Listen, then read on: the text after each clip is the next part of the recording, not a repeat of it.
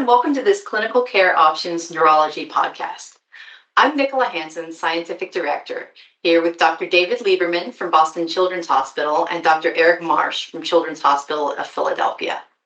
They will be providing an update to last year's podcast series entitled Rett Syndrome Today and Tomorrow in this podcast episode, focusing on what's new in the treatment of Rett syndrome. This podcast is part of our 2024 program, Unlocking Hope, a journey through understanding and supporting individuals with Rett syndrome, in partnership with the International Rett Syndrome Foundation, IRSIF, and supported by an educational grant from Acadia Pharmaceuticals. This full certified educational program includes clinical thought commentaries, medical minute presentations with downloadable slide sets, and an upcoming interactive case challenge, providing perspectives from medical experts in pediatric neurology and complex care, as well as from parent caregivers of patients with Rett syndrome. Please visit the show notes for information and links to these additional activities. Now let's get started and hear what the experts have to say. Thanks, Nicola, for the introduction. I'll introduce myself. I'm David Lieberman. I'm a child neurologist and the director of the Comprehensive Rett Syndrome Clinic at Boston Children's Hospital. And I'm here with Dr. Marsh. Eric, I'll let you introduce yourself. Yeah, hi, my name is Eric Marsh. I'm a child neurologist at the Children's Hospital of Philadelphia, where I direct our Rett clinic as well. Today we're going to talk about Rett syndrome and particularly go into some details about the newly FDA-approved drug. But I thought to get started, we'd just review and go over what the diagnosis of Rett syndrome is. David, you want to tell people what the diagnosis of Rett syndrome is? Sure. So as it is now, it's a clinical diagnosis. Most cases of Rett syndrome are due to a mutation in the gene MECP2, but it is not necessary nor sufficient to have the gene mutation for Rett syndrome. So it's based on some clinical criteria. I'm going to refer mostly to girls and women, and Eric will likely too. We do have boys in the clinic with Rett syndrome, so we should not forget them. The classic presentation is a girl is born after normal pregnancy. First 6 to 18 months of life are uneventful. There might be some hypotonia noted, but there then comes on a period of developmental stagnation, followed shortly thereafter by some regression. It could be a regression in hand function, so maybe was able to use a pincer grasp and loses that, or no longer can transfer an object, or complete loss of hand function. There is a partial or complete loss of spoken language. So if they had some words, maybe they lose words. If they were just babbling, they lose babbling. There's problems with ambulation, either dyspraxia, problems with motor planning and coordination, or the absence of gait altogether. And the fourth domain is a hand stereotypy. Typical hand movements are like a hand washing, a hand wringing, but it could be a hand clasping or tapping the hands together repeatedly. So those four features, the regression in hand function, regression in communication, the gait difficulty, and the hand stereotypies give you classic Rett. If you have two out of those four, you have to have one of them being regression.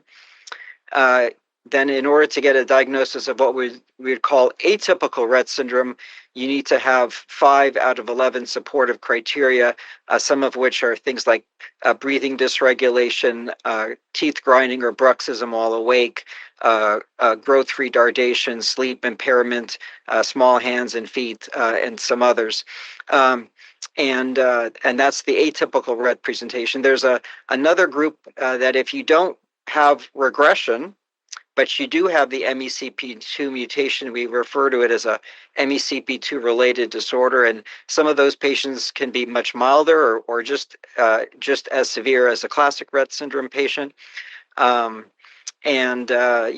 definition of what Rett syndrome is, or whether there's a Rett spectrum disorder, will need to be figured out because now with some gene therapy trials going on, You could only have gene therapy for Rett syndrome if you have a mutation in MECP2.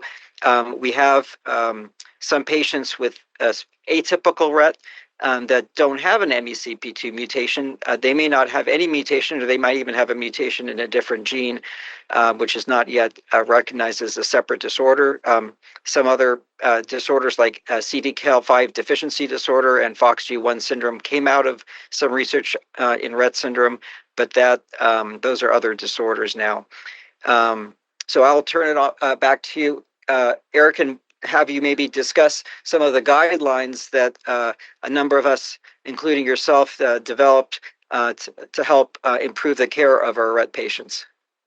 Yeah, I was going to, before we get to the guidelines, one of the things I was going to mention is that, now with current genetic testing, the number of people who have that classic diagnosis of Rett who have an MECP mutation is very high. We don't know exactly how high it is, but it's very high. At least probably 95% or more of individuals will have it. And the other thing to bring up that David pointed out is the boy issue, that we're now finding that there are more and more boys who have MECP2 mutations, some of them which will make a clinical diagnosis of Rett, others who either have a much more severe early onset presentation or those with more like just an intellectual disability type of presentation. And then the last thing to add to what David was saying is that some of the features can be subtle and they can have a regression, but sometimes you have to piece it out or pull it out from the parent's history. And some of the loss of hand function originally can be subtle. Some of the changes in gait can be subtle, and sometimes the stereotypies can be very subtle. Like I've had one patient where it was the occupational therapist who noticed that the girl would just sit there and tap her index finger and thumb together while she was sitting there. And the parents hadn't noticed anything. No one else had noticed anything, but the occupational therapist noticed that she would just kind of sit there and subtly tap her index finger and thumb. So you put all that together and you have a very well-defined syndrome that we have a lot of historical and both retrospective and prospective data that's been collected, which has allowed us to put together care guidelines for the condition. And unfortunately, these guidelines are mostly symptom-based guidelines and symptom-based surveillance. One of the things that we talk about is, following their growth like you would any child. But children with Rett syndrome often grow a little bit differently. They're smaller.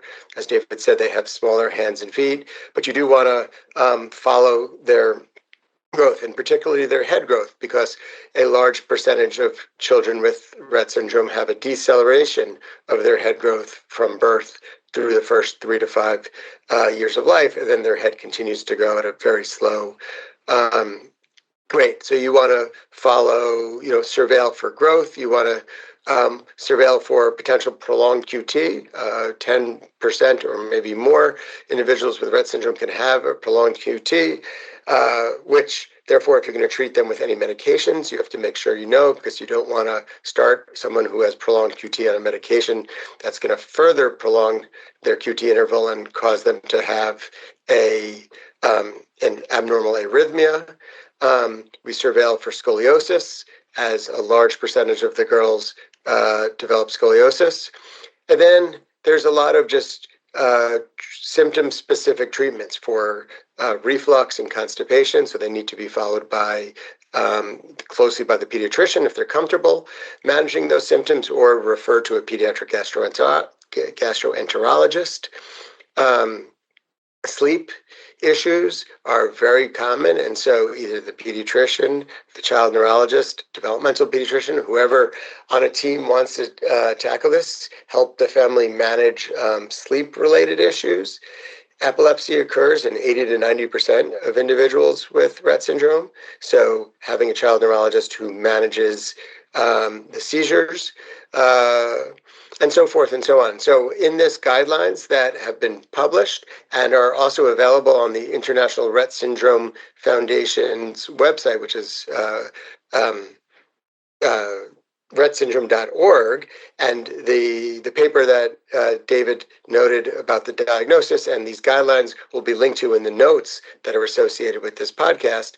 But we generated these guidelines so that pediatricians, developmental pediatricians, family practice doctors, general child neurologists all have a way to follow individuals with Rett syndrome and give good quality of care. David, any thoughts about these guidelines or anything anyone else should know about these guidelines?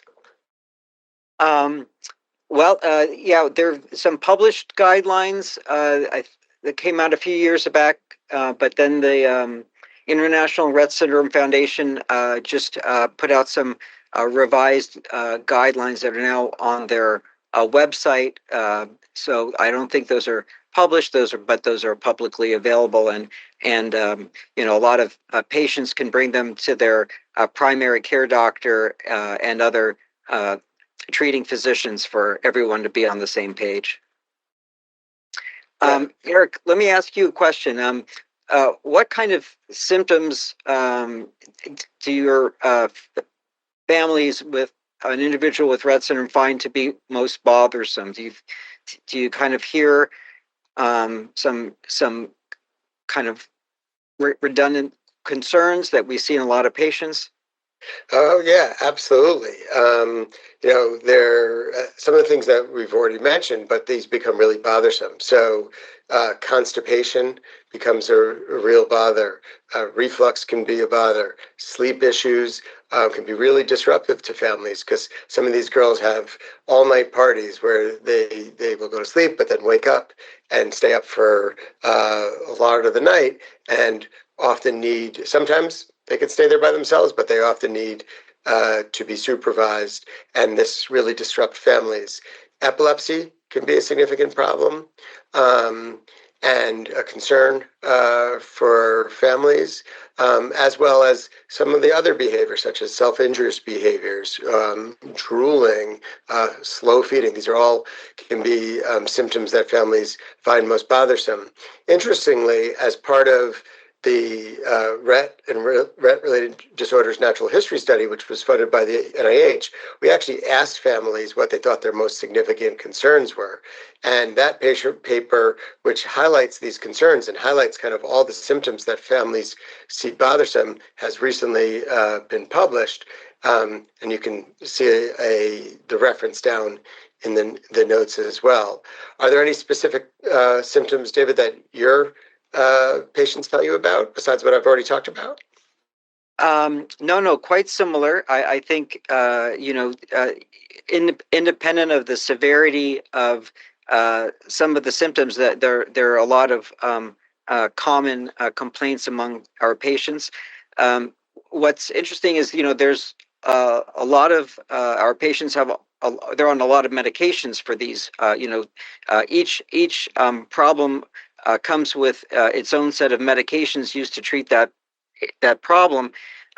But as you were saying, some of those most frequent concerns from parents are some things we don't have good treatments for. So, for example, seizures, well, we have a number of anti-seizure medications that we could try, but amongst the top 5 are also some of the same features that we use to define the disorder of Rett syndrome. So there's the number one concern from parents is usually communication, that they just wish they could get more out of their child, because most of them are nonverbal. Some have some minimally verbal skills, but many of them are able to communicate with an eye gaze communication device. But even then, it might be limited in what the child or adult is able to express. So number 1, they want to see improvements in communication, and then 2 is like hand function, and 3 is like ambulation. So they're in. I don't know if those are actually the right numbers, but they're in the top 5. Again, we don't have good drugs to improve hand function, or drugs that improve ambulation, and that's kind of an unmet need. I guess maybe move to talk about trofinetide. This was a drug that was studied for Rett syndrome for a number of years, and I think part of what drove the study was trying to find a way to treat that unmet need in our Rett patients. And Eric, I'll let you talk about your experience, with helping to develop the trials for trofinetide in Rett syndrome. Yeah, thanks, David. So, as you said, right, it is the fact that there is no drugs that to improve any of the core features in Rett syndrome. And one of the interesting parts of working in the Rett field is that along with our clinical knowledge, there's actually a fair amount of basic science knowledge that has been accumulated over the last 20 years since the discovery of the gene MECP2 as the cause of the overwhelmingly predominant cause of Rett syndrome. And part of that work has showed different pathways that are dysregulated that due to loss of expression or loss of function of MECP2. And one of those pathways was the BDNF pathway, the brain-derived neurotrophic factor pathway, which was also found in humans to have low BDNF levels when that was tested in the 1990s. And so there was a number of groups that started to target that pathway as a way to potentially restore neuronal health and neuronal function. And so to do that, a lot of people thought about using the insulin-like growth factor 1 or IGF-1, and people were working on that. But it turns out that giving that orally doesn't really get into the body, to the brain very well. So a compound trofinetide was developed in which the tripeptide, which is the end of the IGF-1 protein, was modified such that it has better bioavailability and penetration into the brain. And so with that compound, which is called trofinetide, companies started to move forward with trials. They first started with a phase 2 trial in adults that was a short trial. It was a 6-week-long trial, but it showed in a number of different domains there was a trend towards improvement in the symptoms of Rett as monitored by the Rett Syndrome Behavioral Questionnaire, which is an outcome measure that was developed to separate girls with Rett from girls with autism, but was also found to be useful as a potential outcome measure to look at the resolution of some or the improvement of some of these symptoms in Rett syndrome.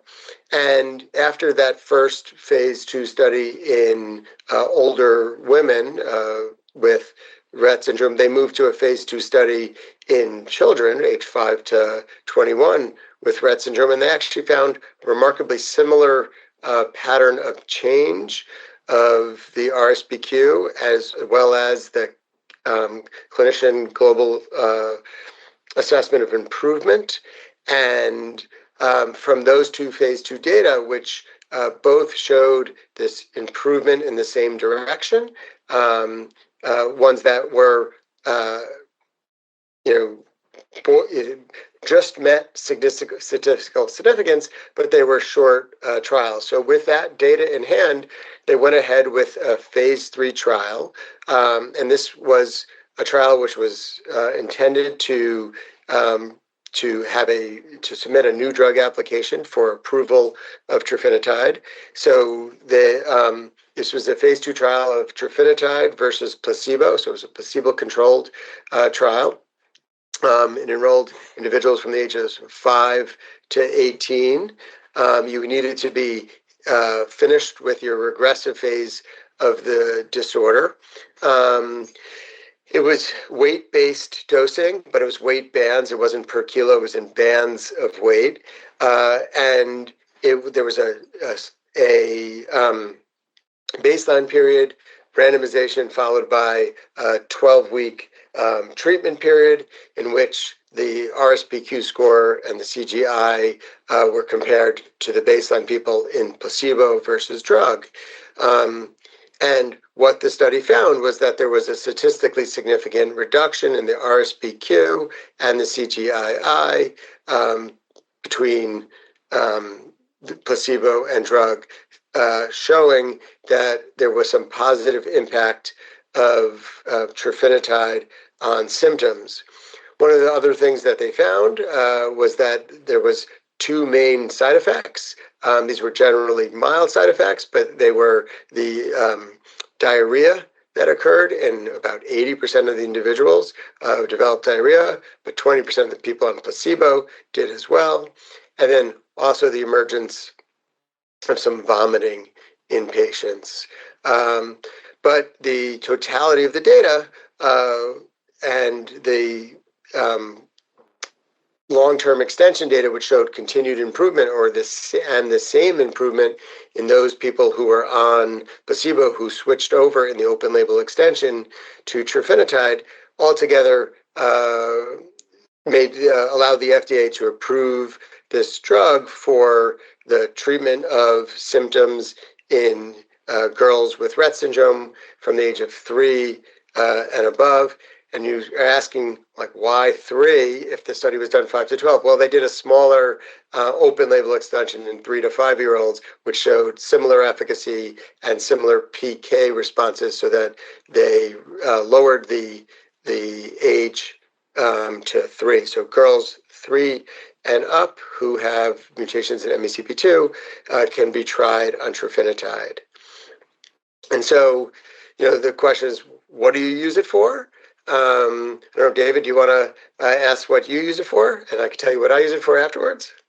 I guess I'll say what I see most commonly in talking to the parents of our patients, that they see that the child is more alert and more engaged with their environment. That's one. And the second is that they're more interested in communicating with their eye gaze communication device. So I hear that a lot from these parents. So I kind of come to understand that's probably the case. It's hard for me to ascertain that in the clinic because they usually don't bring their communication device with them, so I don't see it. But I hear that. And one comment I had is there's probably something besides the drug that's causing some diarrhea. In our Rett patients, as Eric said, nearly 80% of them have constipation at baseline. And I mean, I don't remember really seeing diarrhea in a Rett patient unless, of course, they just have a stomach flu or something. But you just don't see that. So there's probably, whether it's the sugar, the other vehicle that might be in there to get the trofinetide suspended, but that's also probably causing some portion of the diarrhea. What do you see, Eric, in a lot of the patients you've treated with trofinetide? Yeah, so I would agree. Probably the two most common things parents tell us are changing are level of attention and engagement and improved use of the device. The other thing that we've had parents report is a reduction in the intensity and or the frequency of hand stereotypies. So we've had a few patients who say she's not wringing her hands all the time when she's awake. She's only wringing her hands 60% of the time when she's awake. And we've even had some parents say when they stop wringing their hands, like they've reached out and hit me to get my attention, and a few symptoms like that. And I've seen a little bit of that in clinic to validate that these things are really happening. And then I've also had some families talk about they seem less anxious, and with that, maybe some less hyperventilation, less breath holding. But the things you mentioned are probably the most common things that we see. And, in talking about the diarrhea, that is something that we really have to counsel families on about how to best start trofinetide in order to try to minimize the effect of diarrhea, because it can be a messy thing if you don't get on top of it. Yeah, Eric, I have to say thank you for some of the work you and some of your colleagues did on helping to manage the diarrhea associated with Rett. I know you published in the expert opinion on orphan drugs about this last year, and we use some of the guidelines mentioned in here where they try to use some sources of fiber like psyllium fiber, wheat dextrin, or flaxseed. While also, starting at a lower dose of the trofinetide, working up slowly and stopping or going back down with the dose of trofinetide depending on the diarrhea. So, yeah, that's one Yeah, no, helpful. those are all things you have to do to make sure that you stop any laxative that the individual was on before you start trofinetide. And then the last thing is, judicious use of Imodium. So, it's safe and you can use it, particularly just to acutely stop the diarrhea. So then you could back down on the dose, increase the fiber, and then hopefully able to stop the Imodium and restart the trofinetide. So, David, what are you doing in terms of recommending how long are you treating for before, if you don't see an effect, to stop the drug? Do you have a kind of a plan that you guys follow up in Boston? Yeah, thanks for asking. Well, first we do start as you do, like we at a lower dose and go up slowly. I would actually say that most of our patients don't necessarily get to the goal dose. We get to a maximally tolerated dose.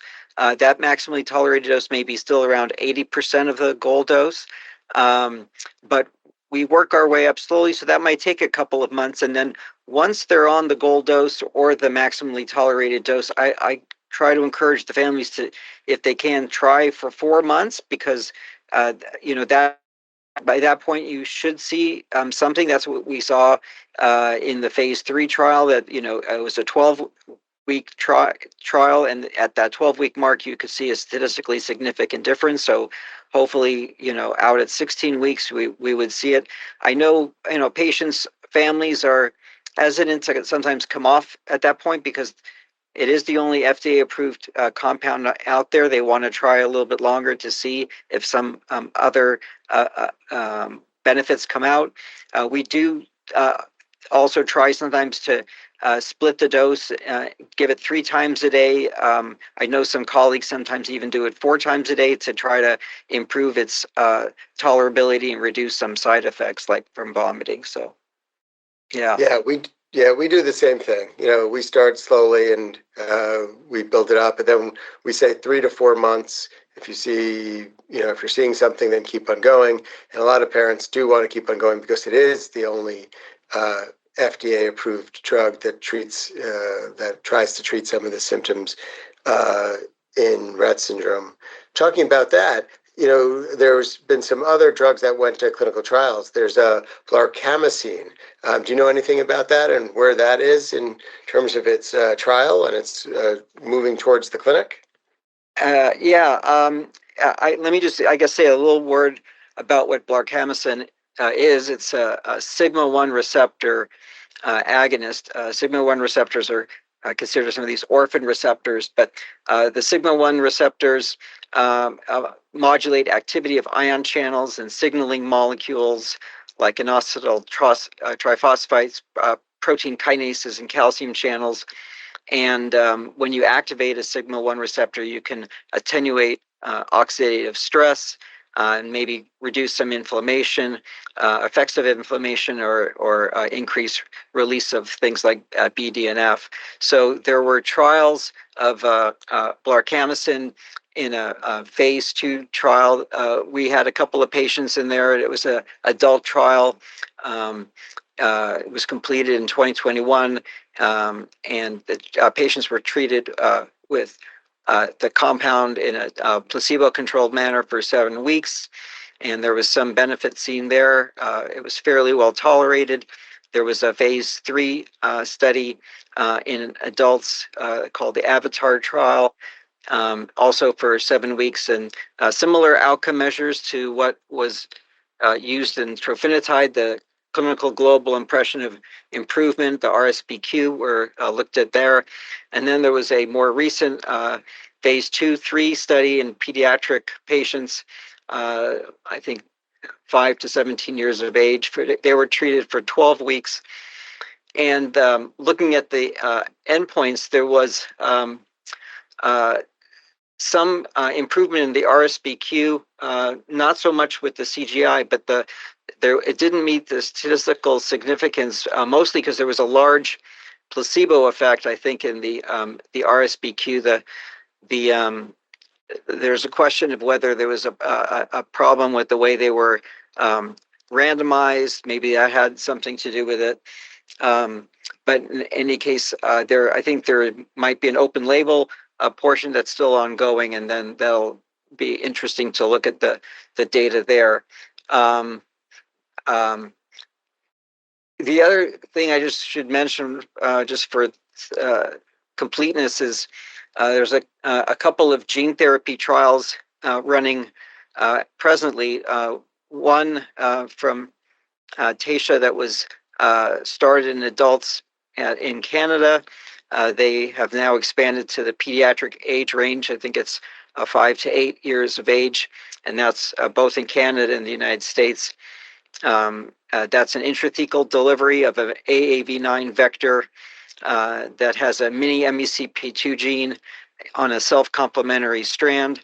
It's intrathecal delivery, and the patients are followed for several years. And a company, Neurogene, has a AAV9 vector that's a full-length gene. It's not a self-complementary strand. It's given intraventricularly, and they're looking at patients 4 to 10 years of age right now. And both trials are going to be expanding age ranges and also sites of where these trials are occurring to have more patients participate over time. So, I mean, I think it's a really exciting time to be involved in Rett research. I mean, we have the first FDA-approved drug that we could use. We have other drugs now on the horizon, and including gene therapy, and the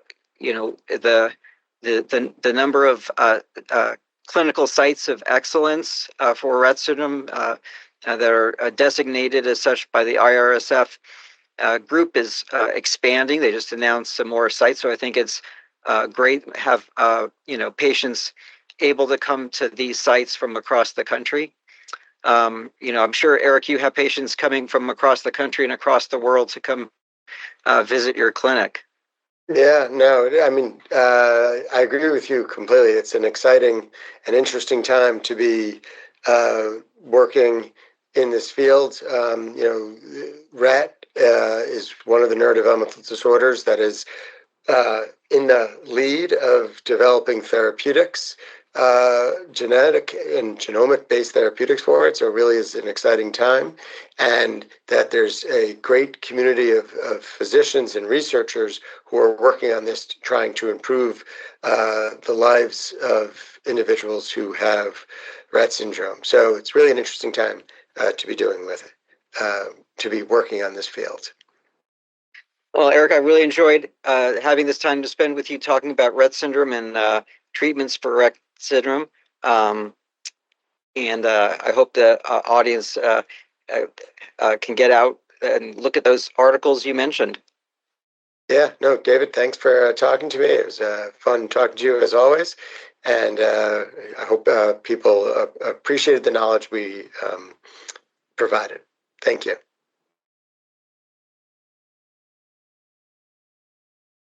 Oh, thank you very much, Dr. Marsh and Dr. Lieberman. And thanks to you, the listeners, for joining us. As a reminder, to view the full certified educational program, Unlocking Hope, A Journey Through Understanding and Supporting Individuals with Rett Syndrome, please click on the link in the show notes. As always, thank you for listening.